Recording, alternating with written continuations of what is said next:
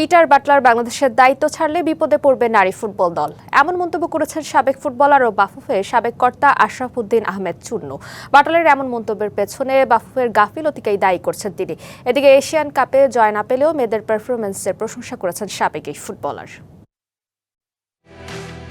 FC নারী Asian কাপে সাফল্যের কোটা শূন্য বাংলাদেশের, তবুও নারী ফুটবলারদের পারফরমেন্সের প্রশংসা চারদিকে। তবে এশিয়ান কাপের সবশেষ ম্যাচ পরবর্তী সংবাদ সম্মেলনে সব স্পটলাইট কেড়ে নিয়েছেন হেড কোচ পিটার বাটলার। ফেডারেশনের প্রতি অসন্তোষ প্রকাশ করে দায়িত্ব ছাড়ার ইঙ্গিত দেন এই ইংলিশ মাস্টারমাইন্ড, জানিয়ে শুরু হয় সমালোচনার ঝড়।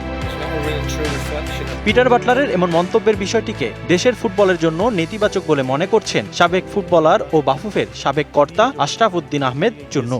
নিশ্চয়ই বাটলার কিছু একটা করেছে, তার কৃতিত্ব অনেক অনেক অনেক। আমি বলবো তাদের বল দেওয়া নেওয়া, চেজিং ফুটবল, বিশ্বাস করে আমি ভাবতে পারি না যে এই মেয়েরা এই ফুটবলটা খেলবে। সত্যিকার অর্থে বাটলার পুরো ফুটবল টিমটাকে চেঞ্জ করে দিয়েছে। সেক্ষেত্রে বাটলার যদি চলে যায় আমাদের অনেক ক্ষতি হবে।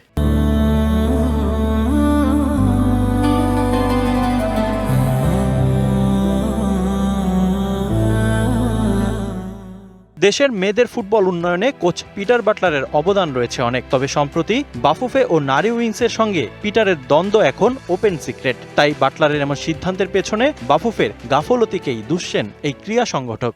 বাটলার সঙ্গে বিএফএফ কর্মকর্তাদের একটু গ্যাপ সৃষ্টি হয়েছে। মাহবুজুর রহমান কিরণ, তার সঙ্গে একটা গ্যাপ সৃষ্টি হয়েছে। বাটলার যদি থাকে, তাকে যদি সম্পূর্ণ সুযোগ সুবিধা দেওয়া হয়, এই ফুটবল, এই বাংলাদেশের মেয়েদের ফুটবলটা কিন্তু সাউথ এশিয়া গণ্ডি পেরিয়ে এশিয়ার অন্যতম একটা দল হিসেবে আবির্ভূত হতে পারবে অদূর ভবিষ্যতে। এদিকে এশিয়ান কাপে জয় না পেলেও মেয়েদের পারফরমেন্সের প্রশংসা করেছেন আশরাফ উদ্দিন আহমেদ চুন্নু।